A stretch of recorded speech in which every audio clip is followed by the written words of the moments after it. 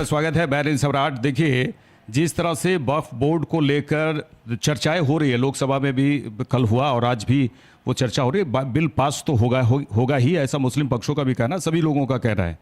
देखिए, अभी इस वक्त मैं बैठा हूँ झारखंड प्रदेश कार्यालय में, जहाँ पर बीजेपी प्रवक्ता अजय शाह यहाँ पर मौजूद हैं। उनसे भी जानेंगे कि किस तरह से वक्फ संशोधन बिल का आप लोगों ने लाया है, वो मुस्लिमों के लिए कितना फ़ायदा होगा। ये अहम बात आज पूरा कहा जाए कि पूरा देश ये जानना चाहता है कि मोदी जी ने जो वक्फ बोर्ड पर जो कानून पास करने का प्रयास किया गया है, कानून बना है, तो उस पर कितना फ़ायदा होगा मुस्लिमों का, ये तो लोग जानना ही चाह रहे हैं। दर्शकों, आपको भी हम बताएंगे कि झारखंड रांची में किस तरह से बीजेपी प्रवक्ता क्या कहते हैं, बीजेपी का क्या कहना है। अजय शाह जी, आप लाइव इंडिया में आपका बहुत बहुत स्वागत है।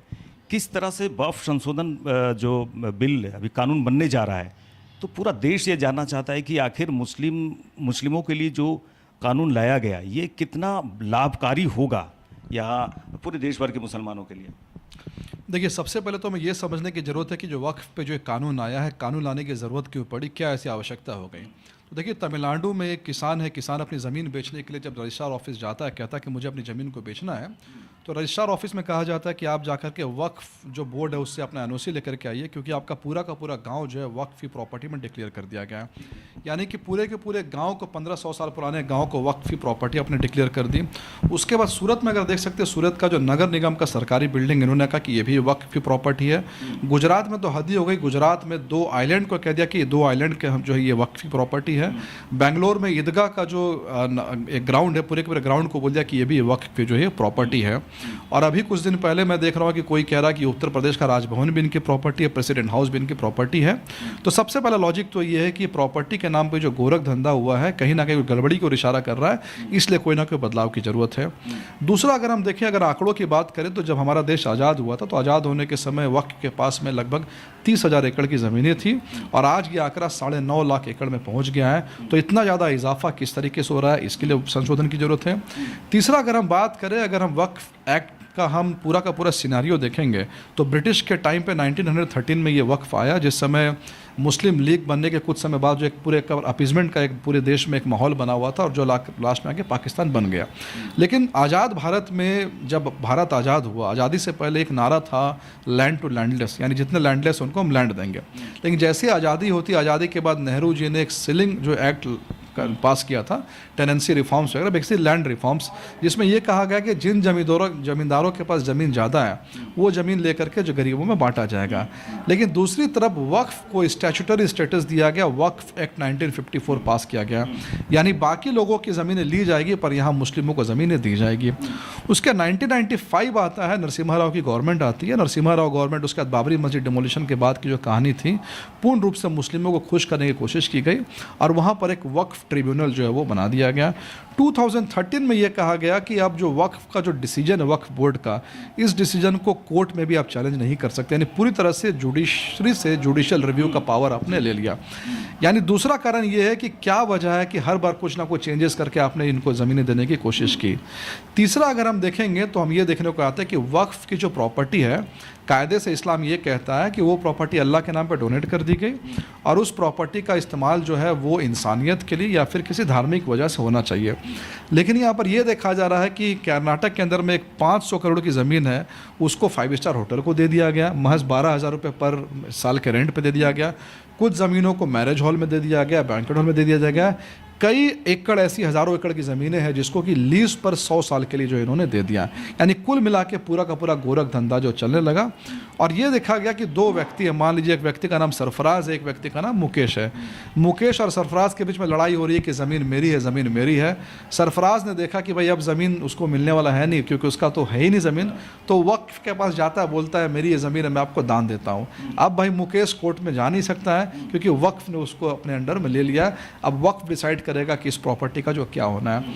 तो कुल मिलाकर के पूरा का पूरा गोरख धंधा जो हमारे देश में चल रहा था, बेसिकली भू माफिया के द्वारा चल रहा था, इसी को रोकने के लिए वक्फ कानून हम लेकर के आए। तो सबसे पहले तो ये एक्सेप्ट करना जरूरी है कि ये कानून क्यों लेकर के आए। अगर आम शब्दों में कहा जाए तो 2013 में कांग्रेस पार्टी ने जो पाप किया था, उसी को रिवर्स करने के लिए उसको वापस जो इस पोजीशन से शुरू हुआ था वहाँ लाने के लिए इस संशोधन को लाया गया। कुल मिला के अगर 2013 में ठीक 14 से चुनाव से पहले कांग्रेस पार्टी अगर ये बिल लेकर के नहीं आती तो आज इस 2025 में बिल को लाने की ज़रूरत हमें नहीं पड़ती। देखिए, इसमें मुस्लिम समुदाय को ये भी कहना है कि जिस तरह से जो कानून लाया जा रहा है उससे कुछ भला जो है मुस्लिमों का नहीं होने वाला है। आप किस तरह से देखते हैं जो बातें आ रही है कि गरीब मुस्लिम लोगों को काफ़ी फ़ायदा होगा? हालांकि देश भर में, बता दें दर्शकों को कि देश भर में कुछ पक्ष मुस्लिमों का भी ये भी कहना है कि मोदी जी का बहुत ही बेहतर काम हुआ है। वो तो रंग गुलाल उड़ा रहे हैं, पटाखे फोड़ रहे हैं, काफ़ी खुश हैं, मोदी जी का शुक्रिया अदा कर रहे हैं, मोदी जी के जयकारे के नारे लगा रहे हैं। तो एक पक्ष वो भी है।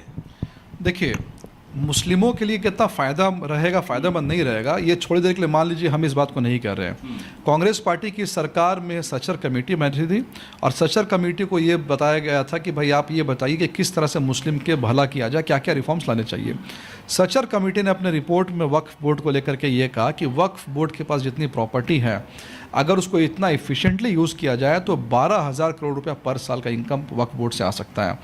और ये सचर कमेटी आज से 10 साल पहले की बात है। अगर आज हम देखें तो ये आंकड़ा लगभग 15,000 करोड़ के आसपास पैसा आना है। तो सचर कमेटी ने ये कहा कि मुस्लिमों का इससे भला होगा। दूसरी बात, बार बार इस बात को कहते थे कि मान लीजिए मुस्लिम समुदाय बार बार कहता है कि अभी भी हम पिछड़े हैं, या फिर वाकई में सच है, पिछड़ा है, बैकवर्ड है, शिक्षा नहीं है। तो जिस कम्युनिटी के पास 9 लाख एकड़ ज़मीन है दान देने के लिए, वो कम्युनिटी कह रही है कि हम पिछड़े हुए हैं, इसका मतलब दाल में कुछ ना कुछ काला है। काला ये है कि ये 9 लाख एकड़ ज़मीन जो है ये मुस्लिमों को, ज़्यादातर मुस्लिम्स को नहीं मिल करके भू माफिया जो मुस्लिम्स में है, जो डोमिनेटिंग लोग हैं, इन्फ्लुएंशियल लोग हैं, they are basically exploiting this property. वो इस प्रॉपर्टी को एक्सप्लॉइट कर रहे हैं। मुस्लिम्स के अंदर भी सबसेक्ट्स है, बहुत सारे सबसेक्शंस हैं, जैसे कि बोहरा मुस्लिम्स को इसका लाभ नहीं मिल रहा है, पशमन्ना को इनका लाभ नहीं मिल रहा, आगा खामी मुस्लिम को इसका लाभ नहीं मिल रहा है। अब जो हम इसको कह रहे हैं कि मुस्लिम्स को फ़ायदा होगा, मुस्लिम्स को फ़ायदा होगा, ये तो एक बात है। दूसरा है कि मुस्लिम्स के अलावा गैर मुस्लिम्स को भी फ़ायदा होगा। यानी तमिलनाडु में जो 1500 साल पुरानी ज़मीन को आपने डिक्लेयर कर दिया वक्फ प्रॉपर्टी, वो असल में प्रॉपर्टी किनकी थी? वो गैर मुस्लिम की प्रॉपर्टी थी। आप देख सकते हैं कि केरला में जो कैथोलिक बिशप्स हैं वो बार बार कह रहे हैं कि हमारे एमपीज को कि आप इस बिल का समर्थन कीजिए, क्योंकि हमारी प्रॉपर्टी को वक्फ हमेशा नज़र इस पर गड़ाया रहता है। कर्नाटक में आप देखेंगे तो कर्नाटक में महादेव के एक मंदिर में 40 एकड़ से ऊपर प्रॉपर्टी को अचानक से वक्फ ने जो है वो ये कर दिया। बिहार में भी कल का हमारा साफ साफ ये कहना है कि कोई प्रॉपर्टी मान लीजिए वक्फी है या मुस्लिम की है या गैर मुस्लिम की है, इसका डिसीजन मेकिंग पावर जो है ये कलेक्टर के पास होना चाहिए, क्योंकि collector is the custodian of all property.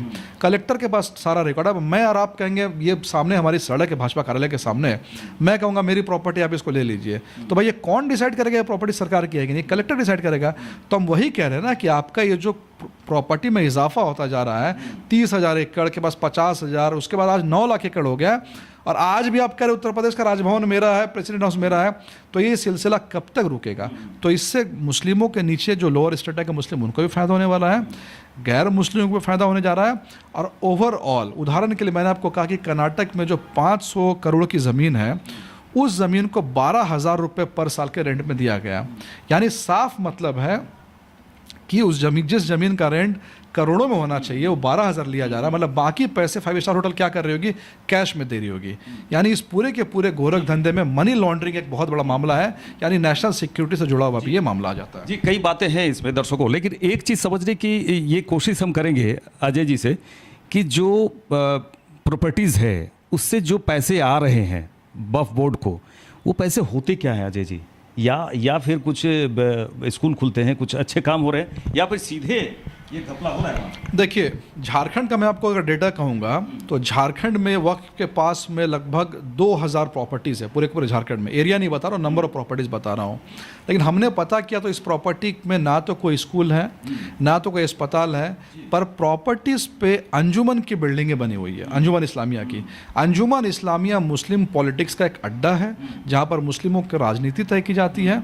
यानी कुल मिलाकर के जिस चीज़ के लिए वक्फ प्रॉपर्टी को दान दिया गया था, इंसानियत के लिए, अब देखिए, अब आप मान लीजिए कोई बिल्डिंग आपको दान में दिया गया, आप उस बिल्डिंग में पार्टी ऑफिस खोल लेंगे, पॉलिटिक्स करेंगे, और आप ये कहेंगे ये तो इंसानियत के लिए हम पॉलिटिक्स कर रहे हैं। आप वहाँ पर पार्टी करेंगे, बोलेंगे इंसानियत के लिए हम पार्टी कर रहे हैं। 5 स्टार होटल खोल के बोलेंगे कि यहाँ पर शादियाँ हो रही है। तो वैसे तो आप एक्सटेंडेड कहीं से इंसानियत को जोड़ देंगे, लेकिन मूल रूप से देखा जाए तो इंसानियत के लिए नहीं, इसमें भू माफियाओं का कब्जा है, और बेसिकली कुछ मुस्लिम्स, कुछ एलिट क्लास के मुस्लिम्स को इसका फ़ायदा हो रहा है, बाकी रेस्ट ऑफ द मुस्लिम्स को इसका फ़ायदा जो है नहीं होने जा रहा है। इसलिए हम संशोधन ये लेकर के आए हैं। एक बात और भी है अजय जी, देखिए एक बात और भी है। मुस्लिम समुदायों का कहना है कि कई ऐसे ज़मीन है जो दान में दिए जाते हैं, दान के में कागज़ तो होते नहीं है, कागज़ होते नहीं है। तो जो बिल लाया जा रहा है, जो कानून बन रहा है, उसमें जिस तरह से अगर बोला जाएगा कि यहाँ के कागज़ कहाँ हैं, तो क्या दिखा पाएंगे? वो तो कागज़ होते नहीं थे पहले, दान की ज़मीन।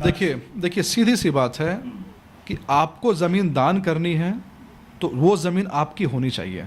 जिस तरह से आप ये कह रहे हैं कि कागज़ नहीं है कि हम दान देने के लिए, हम ये दिखाने के लिए कि ऑनरशिप नहीं है हमारा, तो सामने वाले को आप कैसे बेदखल कर सकते हैं? किसान को आपने अचानक से बोल दिया कि ये प्रॉपर्टी वक्फ की है, 2000 साल पहले हमारे किसी मुगल शासक ने वक्फ को प्रॉपर्टी दिया था, तो आज उस किसान की क्या गलती है? सूरत में नगर निगम का जो बिल्डिंग बन गया, आप क्या चाहेंगे कि नगर निगम की बिल्डिंग को अभी तोड़ दिया जाए? ये तो नहीं हो सकता। और आप सीधी सी बात देखिए, मैं आपको एक दूसरा लॉजिक दे रहा हूँ। सरकार की जो ज़मीनें होती है, सरकार के बाद जो सड़क होती है, वो किसके यूज़ में आता है? पब्लिक के यूज़ में आता है। यानी सरकार अगर किसी प्रॉपर्टी में सड़क बनाएगी, सरकार किसी प्रॉपर्टी में पार्क बनाएगी, तो वो तो वैसे भी इंसानियत के लिए यूज़ होना है।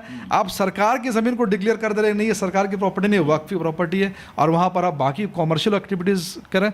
कुल मिलाकर के दाएं से देखिए, बाएं से देखिए, किसी भी रूप में इनका स्टैंड लॉजिकल नहीं है, और ये सिर्फ और सिर्फ कांग्रेस पार्टी का जो एक हथकंडा है, प्रोपोगेंडा है। मुस्लिम्स को खुश कीजिए, उनको एकदम प्लेजर में रखिए और उनके वोट लीजिए, उससे ज़्यादा ये धंधा कुछ नहीं है। चलिए अजय जी, एक बात ये भी बता दीजिए कि जिस तरह से चाहे विपक्ष का विरोध हो या मुस्लिम पक्ष का विरोध हो, सड़क पर आने की तो बात कर ही रहे हैं।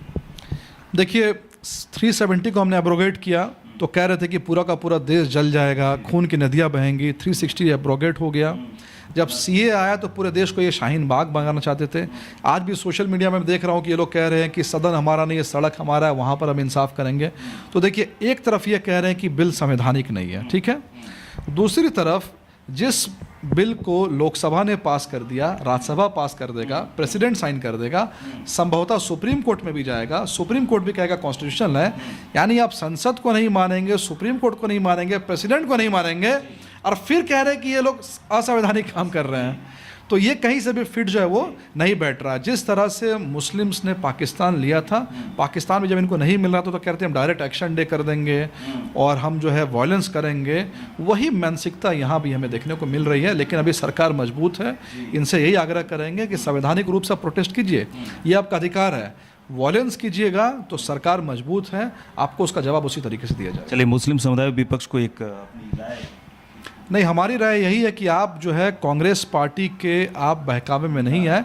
इस पार्टी ने सिर्फ आपका इस्तेमाल किया है, विकास नहीं किया है, बहकावे में नहीं आए। मोदी सरकार के इस प्रोग्रेसिव लॉ में आप अपना साथ दें। जिस तरीके से बहुत सारे, जब आयुष्मान भारत स्कीम आया था, वो मुस्लिम को भी मिला है, हिंदू को भी मिला है। प्रधानमंत्री सड़क योजना जो हुई तो उस सड़क पे मुस्लिम भी चलते हैं, हिंदू भी चलते हैं। तो मोदी सरकार को मजबूत कीजिए, कांग्रेस के बहकावे में मत आइए आप। चलिए, बेहतर। देखिए, हमारे साथ अजय शाह जुड़े, जो बीजेपी के प्रदेश प्रवक्ता। देखिए, कई बातें सामने आई हैं कि उनका सीधे कहना है कि कभी भी संसद भवन में असंवैधानिक बातें होती नहीं है, असंवैधानिक चीज़ें आती नहीं हैं, वो संविधान के तहत ही आता है। और अभी इस वक्त मैं बीजेपी प्रदेश कार्यालय में हूँ और यहाँ पर जिस तरह से आप देख रहे हैं, वो सीधे सीधे कहा जाए कि देश में एक जो विपक्ष की ओर से जो लाया जा रहा है कि ये बहुत ही गलत है और ये नहीं हो सकता है, लेकिन एक तरफ राज्यसभा में कानून पास होने जा रहा है और हो रहा है, और पूरी तरह से कहा जा रहा है, सत्ता पक्ष के लोग कह रहे हैं, बीजेपी का कहना है कि ये मुस्लिम हित में है। देखते रहिए लाइव इंडिया। नमस्कार।